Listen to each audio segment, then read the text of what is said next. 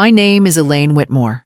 I'm 67, and I've always believed that family was built on love, respect, and sacrifice.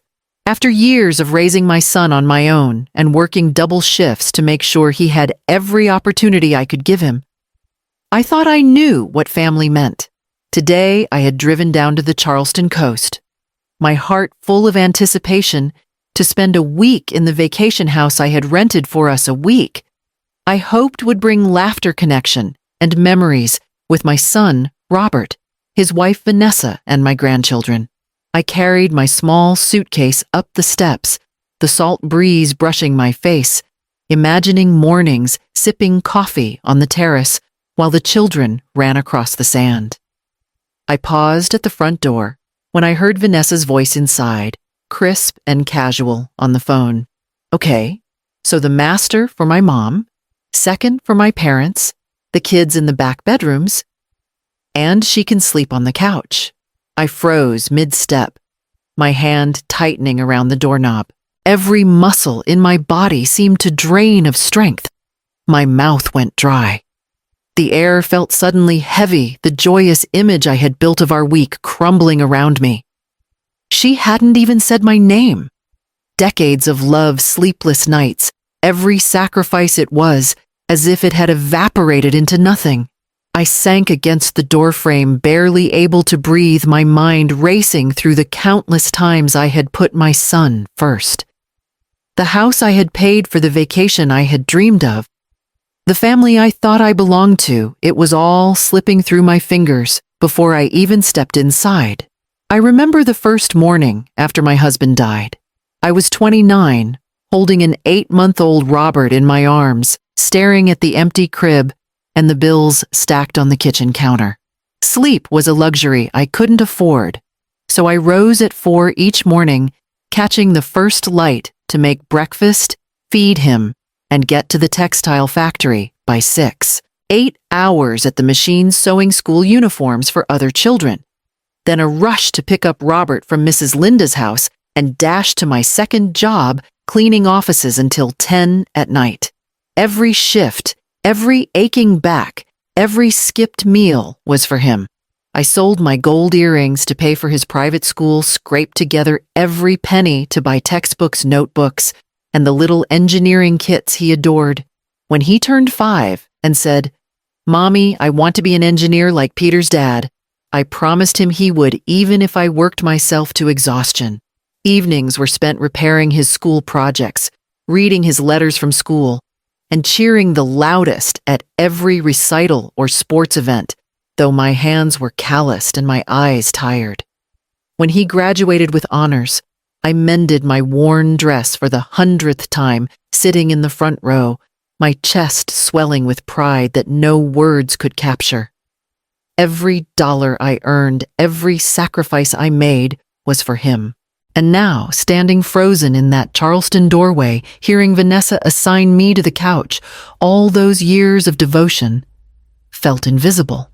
The warmth I had poured into Robert, the nights I spent worrying over his homework, the weekends I worked to save for his first business investment, it was all being disregarded, reduced to a single dismissive sentence. I pressed my hand to my chest, trying to steady the ache that wasn't just in my heart, but in the very core of my identity. The woman who had spent a lifetime giving had become, in Vanessa's eyes, nothing at all. The first time I noticed the shift, it was subtle. Sunday dinner at Robert's house, Vanessa had planned it, of course, but this time there was no mention of me until the very last minute. Plates were laid for everyone else, conversations had already started, and when I arrived, the laughter stopped for a heartbeat, before resuming as if I were invisible. Over the following months, small, sharp edges began to cut deeper. The photographs of Robert as a child that had adorned the fridge were gone, replaced with sleek, impersonal art. Vanessa insisted looked modern. My hand-knitted throw pillows were replaced with matching cushions I had no say in selecting. Even the little notes I left for the kids' birthday reminders, encouragements, seemed to vanish without comment. Vanessa had a way of speaking that made every decision mine feel irrelevant. "Oh, Mom, you wouldn't want to be bothered with this. she said one afternoon as she rearranged the living room for a dinner party. Or, it's easier if the kids just spend the weekend with us. You know how hectic school is. Her voice was sweet, casual, yet underneath it, a quiet assertion I no longer belonged at the center. I tried to protest once lightly about the missing photos, but Robert waved it off with a distracted, "Vanessa thought it would be an upgrade. Don't worry about it, Mom." My words, my presence were brushed aside with a casual ease that stung far more than any harsh confrontation could. Alone in my room that evening, I traced my fingers over the space where my pillows had been, over the empty frames that once held my memories, and a low, simmering anger grew inside me. These were small acts, almost imperceptible to others, but together, they formed a pattern, a deliberate erasure. I was still Robert's mother, and yet in every corner of his home, I felt less than a guest, less than family. I had been counting down the days for weeks, imagining the laughter of my grandchildren as they ran along the sand, the smell of salt air mingling with our morning coffee on the terrace, and evenings spent sharing stories with Robert and Vanessa. I had saved diligently for months to rent the perfect coastal house, a bright, airy place with a private pool, ocean views, and enough bedrooms for everyone. The $300 to $500 I spent came from my carefully guarded savings, each dollar a small token of love for the family I had raised alone. The moment we arrived, however, a knot formed in my stomach. Vanessa's energy filled the house like a storm. She snatched the keys from the driver before anyone else could speak and began directing Robert and the children with a precision that left me sidelined. "Kids, come. See your rooms," she called, opening doors and gesturing expansively as if the house had always belonged to her. "Mom, you'll be comfortable in the guest room. Air conditioning, private bath, you'll love it." I felt my heart sink. The guest room. This was the house I had paid for the vacation I had dreamed about, and already I was treated like a secondary presence. My boxes sat untouched, while she assigned closets and shelves, as though my belongings were clutter. Even Robert, normally so attentive, smiled and nodded at her instructions, as if to signal that everything was fine. Throughout the first afternoon, I watched her orchestrate the entire week, scheduling excursions, controlling meal times, and directing the children's every activity. She told Robert, "Don't worry, I've got everything handled. You just relax." Each phrase was a reminder that my voice, my effort, my presence were irrelevant here. I wandered through the sunlit rooms carrying my small suitcase, the salt breeze brushing my face, as my excitement from the drive evaporated. My carefully planned gestures, gifts for the children, homemade treats, even the beach towels I had packed, felt invisible, overshadowed by her confident domination. The house was beautiful, but my role within it had been erased before we had even unpacked. I sank into a chair on the terrace, watching Vanessa's mother stretch in the sunlight, the children laughing obediently at their mother's commands. The air was warm, the sea sparkling, yet a cold isolation settled over me. Generosity, it seemed, could be wielded as a weapon, and I was beginning to understand just how powerless a lifetime of sacrifice could make someone feel when it was disregarded. I had just returned from helping the children into the pool when I noticed Vanessa's phone lying on the kitchen counter screen, glowing faintly in the late afternoon sun. Normally, I would have ignored it. I had always respected privacy raised with manners and integrity, but a tight knot of suspicion had been building inside me since we arrived, and something compelled me to glance at the unlocked screen. The first message made my stomach drop. Vanessa had been texting her sister about a plan, no, a scheme to have me placed in a nursing home, citing memory issues and declining health. My hands shook as I scrolled, disbelief mixing with rising panic. The next thread revealed something worse: instructions on how to transfer control of my house to Robert under false pretenses, ensuring I had no legal recourse. Each line of text burned into my mind like fire. As I read further, my eyes widened in horror. Vanessa and her friends discussed how to manipulate Robert's finances, isolating him from knowledge of debts and business obligations so they could act freely. And then a string of photos appeared. Vanessa with a man, not Robert, intimate, unmistakable taken. In restaurants, hotels, moments meant to be hidden. The casual tone of her messages contrasted sharply with the severity of their content. Shock turned quickly to fear. They weren't just being careless. They had calculated every step to strip me of security, dignity, and the family I had built. My pulse raced. My home, my son, the children I loved, even my own autonomy were all at risk. And yet, amid the terror, a spark of clarity ignited. They had underestimated me. They had forgotten one thing: I wasn't helpless. I had spent decades working, planning, and fighting for my family. I exhaled slowly, mind sharpening. This betrayal was deliberate, but so was my response. My fingers hovered over the phone, trembling but determined. I would not be a victim. I would gather proof, document every message, every photo, every plan. Vanessa had set the stage, and now it was my turn to take control. The woman who had been pushed to the edge was no longer trembling with fear. She was ready to fight. That night, I sat alone in the dimly lit guest room, the glow of Vanessa's abandoned phone illuminating my determined face. Each message I photographed, each screenshot I saved, felt like reclaiming a piece of power that had been stripped from me. My hands trembled at first, but as the minutes passed, a steely focus took over. Every detail mattered: the texts, the photos, the plans to control my house, the instructions about Robert's finances. Nothing could be left unchecked. Once I had documented everything, I called Dolores my friend of 20 years.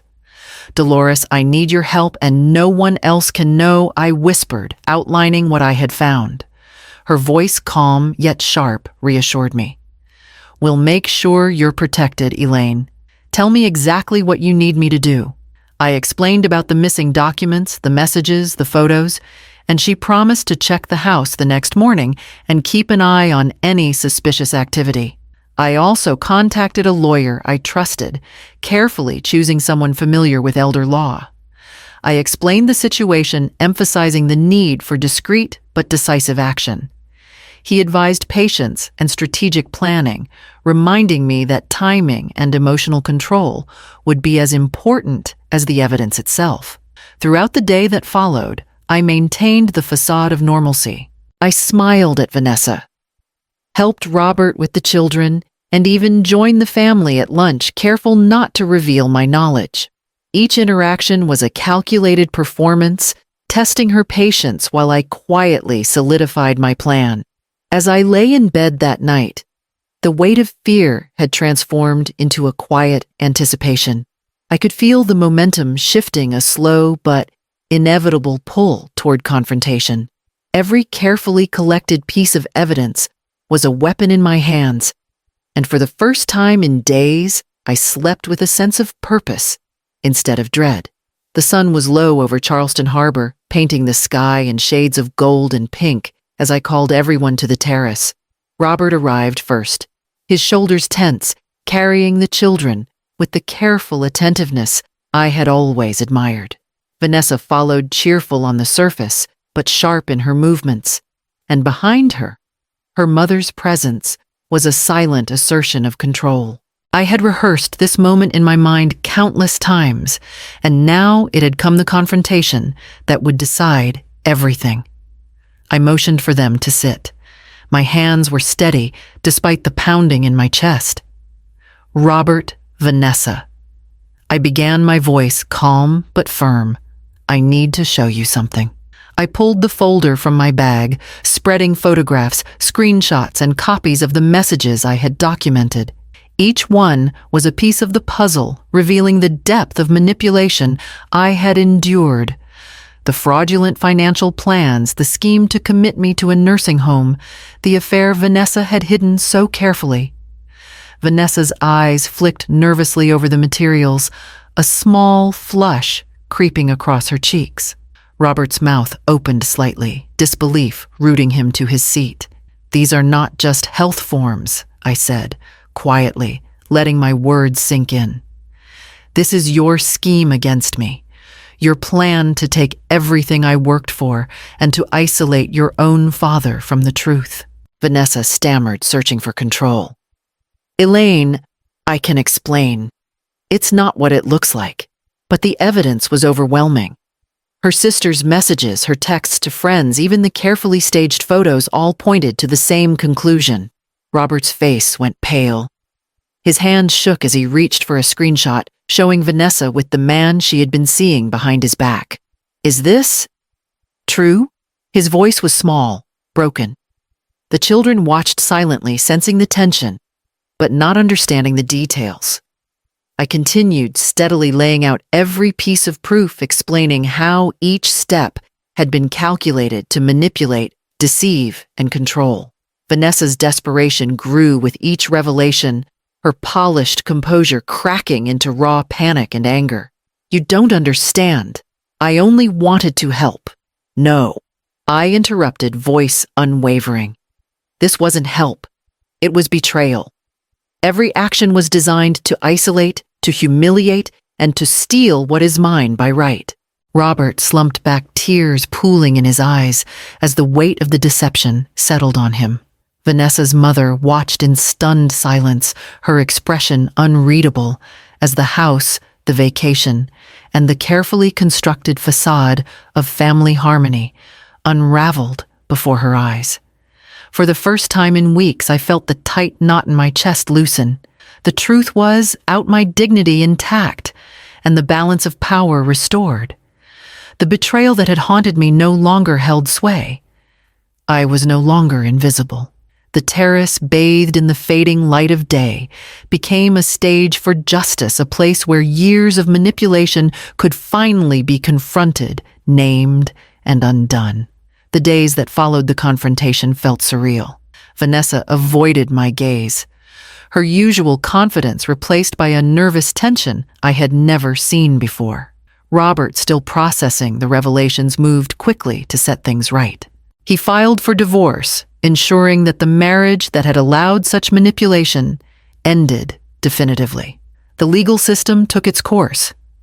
Vanessa faced charges for fraud and attempted embezzlement, her carefully constructed world unraveling under scrutiny. Socially, she became an outsider. The circles she had manipulated for advantage now distanced themselves. Robert turned to me, eyes full of gratitude and regret. "Mom," he said quietly one evening, "I should have seen it sooner. I'm so sorry." I placed a hand on his shoulder, feeling the years of tension begin to ease. He had already begun repairing the financial damage, settling debts that Vanessa had attempted to hide, and restoring control of his company. I watched him approach his work with the integrity I had always hoped he would maintain, and I felt a quiet pride mingled with relief.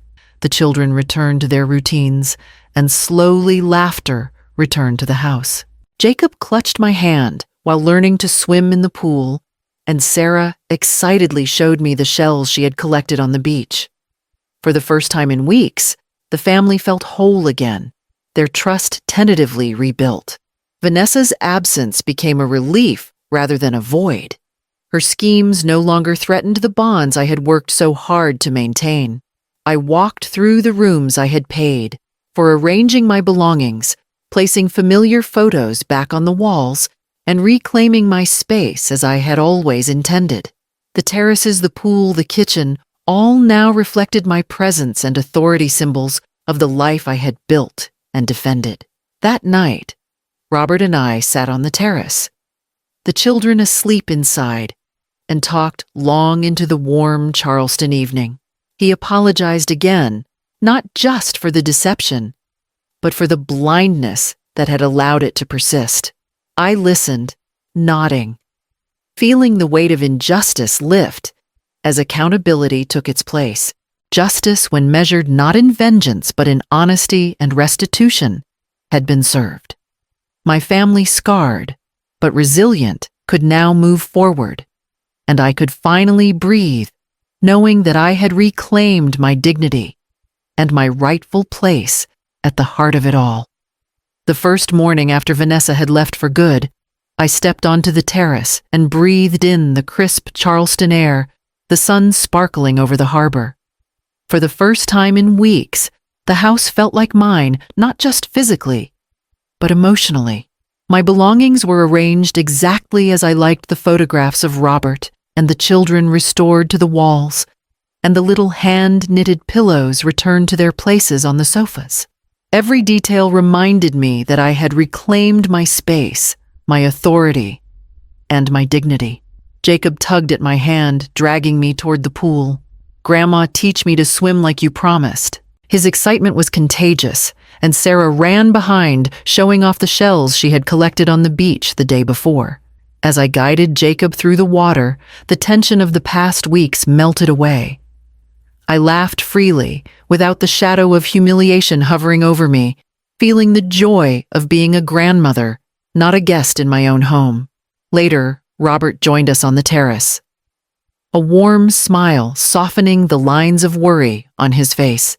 "Mom," he said, "thank you for everything, for standing your ground, for showing me what really matters. I don't think I could have done it without you." I placed a hand over his, feeling the bond we had weathered and strengthened. For the first time in years, our relationship was honest, respectful, and mutual. Evenings were quieter now, but richer.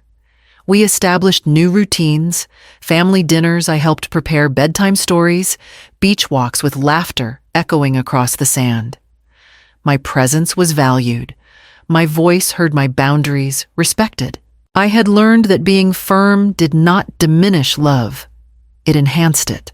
Sitting alone on the terrace one night, watching the last streaks of sunlight fade over the harbor, I felt a deep sense of closure. The betrayal, the humiliation, and the fear of losing my family had been replaced by empowerment, clarity, and peace.